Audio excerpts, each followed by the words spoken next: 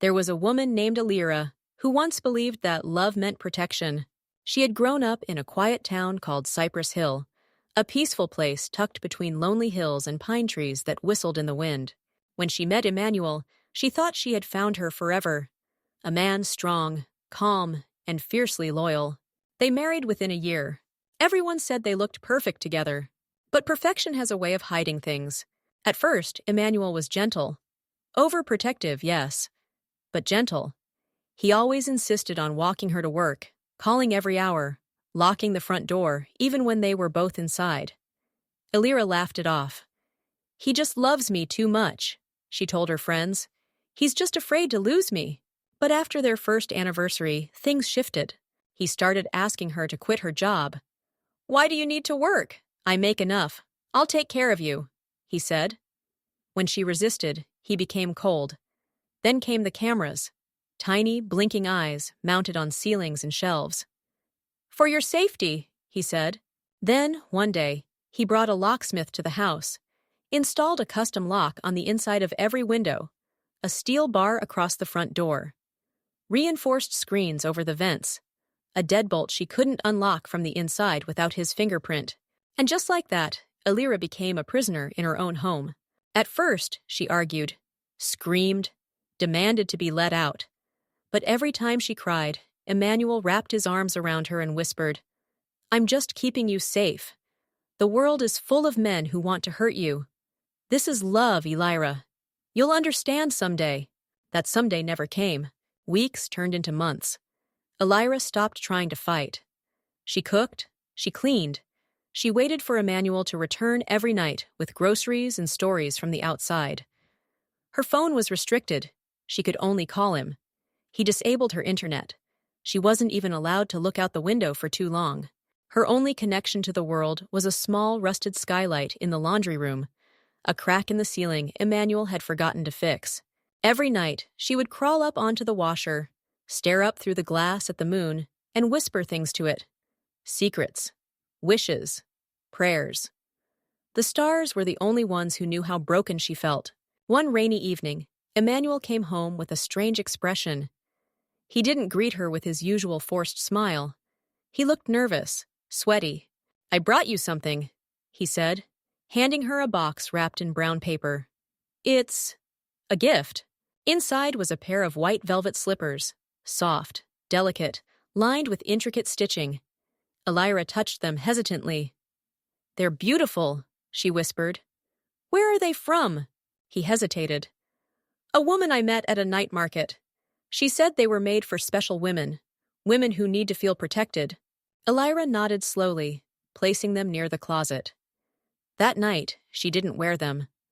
Something about the way Emmanuel had said special women lingered in her mind. The next morning, he left early. As usual, the door locked behind him with a mechanical click. Elira walked to the kitchen, made herself tea, and stared at the strange slippers again. They were calling to her somehow, whispering without sound. She put them on, and that's when everything began to change. That same day, she felt a deep chill inside her stomach. Not pain, not illness, just an ache, low and humming.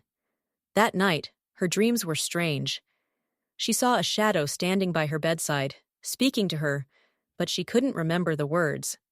Only the feeling. The next few days passed in a blur. She began to feel tired all the time, lightheaded. She vomited in the morning, her back ached. Her sense of smell sharpened. Her skin glowed, even without sunlight. And by the end of the second week, the truth hit her like a hammer. She was pregnant. Her hands shook as she held the test in the bathroom. No one else had been in the house. No one had touched her but Emmanuel. And Emmanuel hadn't laid a hand on her in over 4 months. She stared at her reflection, her lips trembling. How? She didn't know whether to scream or cry. But somewhere deep inside, a whisper echoed. Something had entered this house, something her husband hadn't locked out.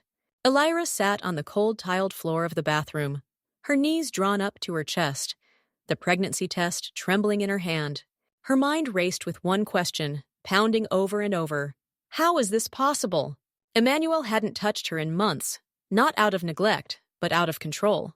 His obsession with purity had grown so intense, He said even intimacy had to wait until the world was safe again. He called it protection. But now, here she was, staring at a tiny strip that confirmed the impossible. She didn't cry. Not at first. She just sat there, still and silent, feeling something collapse inside her. Logic fought with fear. Maybe the test was wrong. Maybe she was sick. Maybe, just maybe, this was all in her head. That night, Emmanuel returned like he always did, on schedule, mechanically precise. He placed the groceries on the counter, washed his hands, kissed her forehead, and sat down like nothing had changed. Elira stood across from him, heart thudding. "I need to talk to you," she said. He looked up slowly, brow raised. "About?" "I'm pregnant." The word dropped like a stone between them. Emmanuel blinked, once, twice. "What did you say?" "I'm pregnant, Emmanuel." Silence. He leaned back in his chair, arms folded. "Are you trying to be funny?" "No." His expression darkened instantly. "You think I'm stupid?" "I haven't seen anyone, Emmanuel. I haven't left this house." He stood up so fast his chair slammed against the wall. "Then what are you saying? That I did this? I haven't touched you in months. Are you accusing me of something now?" "I don't know," she whispered, voice cracking. "I don't understand any of it." He stared at her, eyes darting, jaw clenched. And then came the laugh. Low, bitter. "You're lying," he muttered. "You're cheating on me. You've found a way to bring someone in. Through the skylight? The vents? Huh? Who is he? Who is he, Elira?" "No one!" she cried. "No one has come here. I haven't left." He grabbed her by the wrist, not violently, but with enough force to make her breath catch. "Don't lie to me. I gave up everything for you. I protected you. I kept you away from the world." "That's the point," she said, shaking. "You locked me in. You made this a cage. And now I'm pregnant with a child that's not mine," he finished coldly. He let go and walked into the hallway. She heard the slam of the storage door, locks turning, a chain dragging. He was reinforcing the house again. Elira didn't sleep that night. She sat in the corner of the bedroom, curled in a blanket, eyes wide open. Somewhere around 3 a.m., she heard scratching sounds, soft, like something dragging across the wall from inside. She turned toward the closet. Nothing. The scratching came again, this time from beneath the floorboards. She held her breath. The next morning, Emmanuel didn't speak to her. He left food at the door, like she was a stranger in quarantine. Elira sat in silence. The house, which was once cold and gray, now felt darker, heavier, as if something was moving through it. Watching, she made a decision. That night, while Emmanuel was asleep, she crept to the laundry room, climbed onto the washer, pressed her palms against the tiny skylight. It was rusted shut, but if she could just get a note through, she scribbled a message on toilet paper. "Help, I'm pregnant. My husband locked me in." She slid it into a plastic sandwich bag, tied it with string, and stuffed it into the narrow crevice. She whispered a prayer to the stars. The next morning, the bag was gone. 2 days later, she started feeling it. Not pain presence. She would walk through the living room and hear whispers. Sit in the bathroom and feel cold air brush her neck. Her reflection in the mirror lingered 1 second too long. The velvet slippers on the closet shelf? They had moved. She hadn't touched them in days. And then came the dream. She was floating in water, thick black water. A shape approached her. A man, faceless, wearing the white slippers. He touched her belly and whispered, "It's mine now." She woke up screaming, drenched in sweat. That evening, Emmanuel finally snapped. He stood over her as she sat on the sofa, eyes hollow, trembling. "You're possessed," he said. "I should have known. I let something in, something evil." "Elira," he continued, "you'll stay in the basement until this is over. I can't trust you. I can't trust what's growing inside you." He dragged her by the arm. She fought, kicked, cried. But the locks were already in place. The cage was ready. He shoved her into the dark and slammed the door shut behind her. She was alone, in silence, and inside her womb. Something moved. Elira sat curled on the concrete floor of the basement, arms wrapped tightly around her legs. The air was stale, and each breath tasted like dust and rust. Faint light filtered through a tiny vent above, casting long shadows that shifted with the wind. The silence was suffocating, broken only by the occasional creak of wood overhead. The sound of Emmanuel moving, living, eating. While she waited below, discarded and accused, her stomach stirred again. Not just the usual flutter of early pregnancy. No, this felt deliberate, intentional. It rolled beneath her skin like it was listening, responding. It wasn't pain, it was awareness. And Elira was terrified. She'd lost track of how many hours or days had passed. Emmanuel no longer spoke to her. He slipped trays of food through the bottom of the door like she was a stray animal. He no longer looked her in the eyes. But sometimes, when he walked past, she heard him whispering to himself, frantic, broken fragments of prayer or rage, as if he wasn't sure if she was still his wife, or something else. Then came the voices. Late one night, as she drifted into uneasy sleep, she heard it. A whisper, faint, raspy. "Elira." She shot up, heart thudding. "Who's there?" Silence. She pressed her ear to the stone wall. Nothing. Then again, softer, like wind sneaking through keyholes. "It belongs to me." She stumbled back, gasping, clutching her belly. No, I'm losing my mind. But the walls were not silent anymore. Each night they murmured. Names, phrases, cries, laughter. And always one voice louder than the rest. And then she remembered the slippers, the gift Emmanuel gave her. The white velvet slippers. She hadn't worn them since the day the test came back positive, but something inside her told her they were important, wrong. Connected. She had to see them again. So she waited. One morning, when Emmanuel went out, she could tell by the weight of his footsteps leaving above, Elira searched the basement for something, anything, to help her escape. She spotted a rusted pole in the corner, a remnant from a broken drying rack.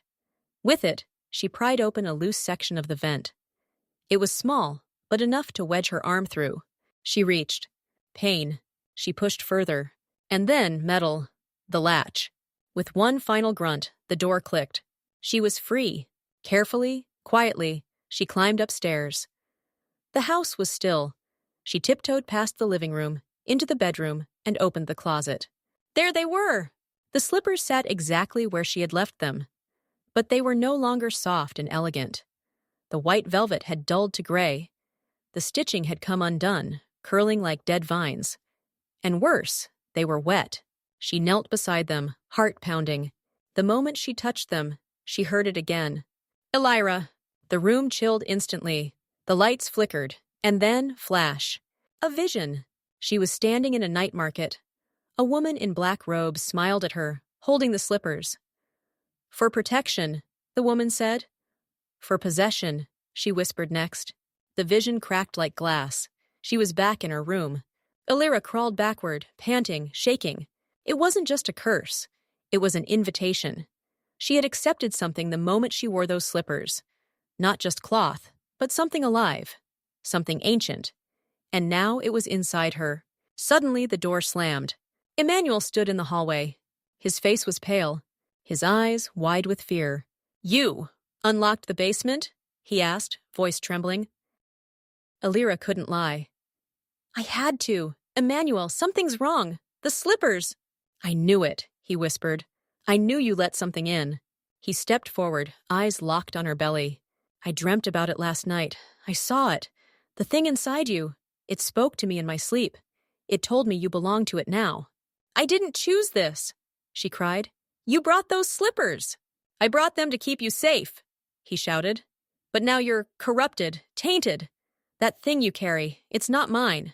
Tears streamed down her face. What do we do? He looked at her for a long time. Then, without a word, he turned and walked away. She heard the door lock again behind him. He wasn't going to help. She was alone. Again. That night, she collapsed onto the bedroom floor. Her stomach throbbed. Sweat drenched her shirt. Her limbs trembled uncontrollably. And then she saw the silhouette.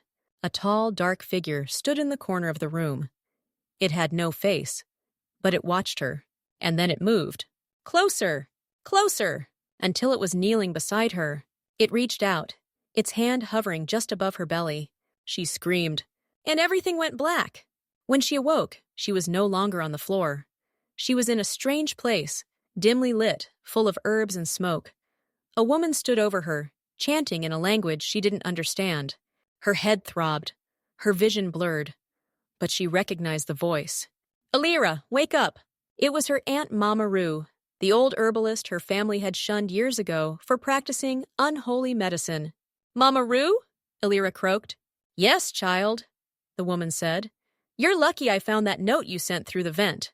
You saw it?" "I saw it," Mama Roo said, eyes full of knowing.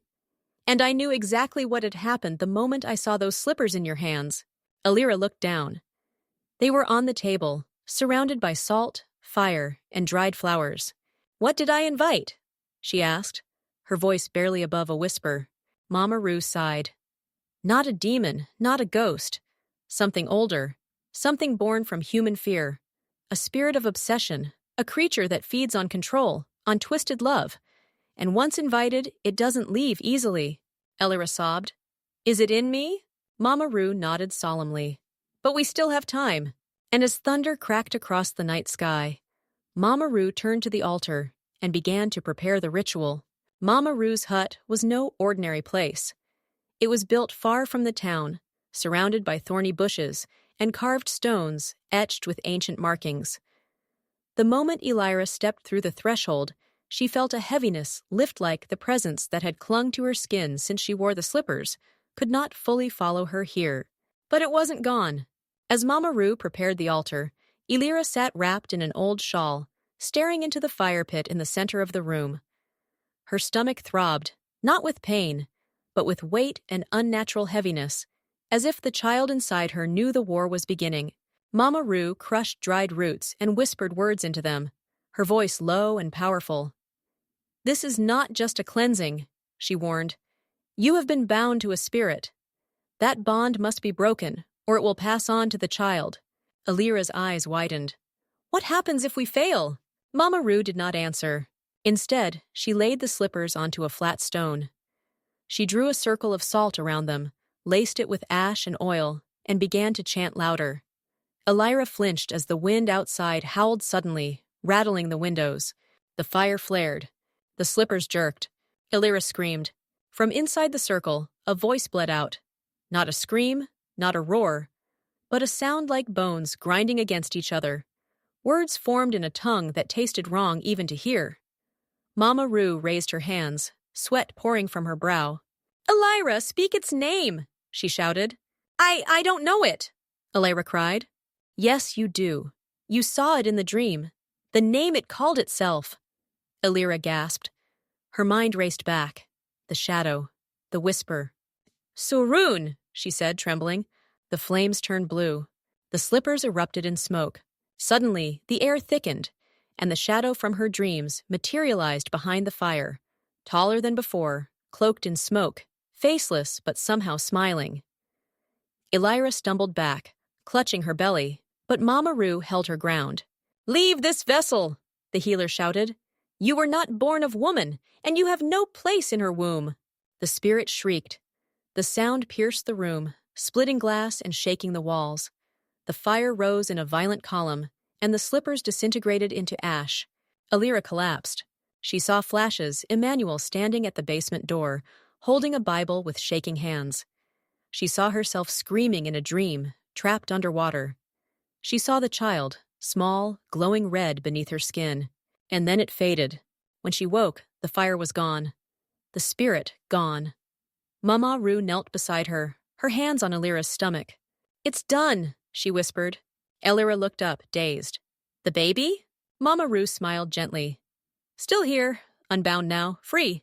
Tears poured from Elira's eyes. For the first time in weeks, her stomach felt warm, calm, alive. She hadn't even realized how much fear had wrapped itself around her until now. She wept with relief. But outside, the storm still raged. Suddenly, the front door flew open, and standing there, soaked and shaking, was Emmanuel. His face was gaunt, his eyes sunken. But the moment they met Elira's, he fell to his knees. "I saw it," he whispered. "I saw everything, the shadows, the blood, the shoes. I heard it speak to me again this morning. It told me you were gone, that it had failed. I didn't know what I had brought into our home. I didn't know. Elira stood up, slower now, stronger than before. She walked to him without a word. He looked up at her, hands trembling. Can you ever forgive me? Silence. Elira stared at him, the man who had locked her away. The man who had let paranoia become cruelty. The man who had brought a curse into their home and believed her to be the enemy. I forgave you the moment you opened that basement door, she said softly. But I can't forget what happened. I'll do anything, he said. Anything to fix this. You can start, Mama Rue said firmly, stepping forward. By taking accountability. You didn't just let fear in, Emmanuel. You fed it. You turned love into possession. That's why the spirit chose you. His head dropped in shame. And you, she turned to Elira, you must promise never to ignore your instincts again. That quiet voice inside you, it tried to warn you. Listen to it. I will, Elira said. That night, they stayed in Mama Rue's hut. The storm passed, and by morning, for the first time in what felt like forever, the air smelled like sunlight. They returned home. The locks were removed, the cameras taken down. Emmanuel began to undo the cage he had built. But Elira didn't let him sleep beside her. Not yet. She needed time, healing, and she would no longer be silent about what had happened. She started writing, sharing her story anonymously online, about spiritual traps, about manipulation masked as love, about women who are told that control is protection. Soon, others wrote back. Dozens, hundreds. Some who had escaped, some who were still trapped. She wasn't alone, and neither were they. Weeks passed. The house that once felt like a cage slowly changed. The metal bars were gone, the alarms silenced, the rooms reopened to the sunlight. But Elira did not rush to forgive. Healing, she had learned, was not something that could be forced or locked behind doors. Emmanuel tried. He cooked meals, repaired broken tiles, apologized without being asked. He followed her rules now, not out of fear, but understanding. And yet, every time he reached for her hand, she pulled away. You're here now, she would say, but you weren't when it mattered. At night, Elira still dreamt of the spirit. Sometimes, it was behind her reflection. Sometimes, inside her womb again. But she would wake up, press her hands to her stomach, and feel only peace. The child was safe. She knew that now. But she also knew something else. She could never go back to who she was. She wasn't just a survivor. She was something else now. One afternoon, Mama Rue came to visit. She carried a basket of herbs, a small charm wrapped in black cloth, and a quiet smile. Elira made her tea, and they sat on the porch together, watching the wind move through the trees. I've been thinking, Elira said softly, about how close I came to losing everything. You didn't lose, Mama Rue replied. You were tested, and you chose to fight. Most don't. I didn't even know what I was fighting. You didn't have to, the old woman said. You trusted your pain. That's where the truth lives. Elira was silent. Then she asked the question that had haunted her every night. Why me? Why would something like that choose me? Mama Rue looked into her eyes. Because you were already locked away. Not just by Emmanuel, but by your silence. By fear. It only entered because there was space. Elira nodded slowly. Then, after a long pause, she said, I want to help other women. I want to make sure no one feels what I felt, what I still feel. Mama Rue smiled wider than she had in weeks. Then your journey is only just beginning.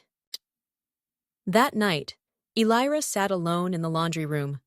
The skylight still hadn't been fixed. The stars blinked down at her like old friends. She lit a candle, held her journal to her lap, and began to write. She didn't write about demons. She didn't write about Emmanuel. She wrote about the voice inside her, the one that screamed when everything felt wrong, the one that begged to be heard when no one else would listen. She wrote about the way people confuse love with control, and how real love sets you free, not cages you. 2 months later, Emmanuel approached her with something small in his hand. A key. Her key. The very first key she had owned when they moved into the house. He handed it to her without speaking. I'm leaving, he said. Not because I don't want to stay, but because you need space. and I need to learn who I am without trying to own someone else. She nodded. You're doing the right thing. I know. He kissed her forehead one last time. Thank you for surviving me. He left that morning with a single bag, walking quietly through the gate that no longer locked behind him. Elira gave birth 3 months later. The delivery was smooth, quiet, safe. The baby, a girl, came into the world with a cry that cracked the room open. Elira held her close, stared into her eyes, and felt something sacred shift in her bones. She named her Soraya, which meant star, for she had been born out of darkness, but she would not carry it. Elira raised her with the same quiet strength that had saved her. She told her stories, not about evil spirits, or locked basements, or velvet slippers, but about courage, and listening to yourself when no one else does. Years later, Elira founded a small center in Cypress Hill. It offered shelter, counseling, and spiritual healing to women who had survived emotional or spiritual abuse.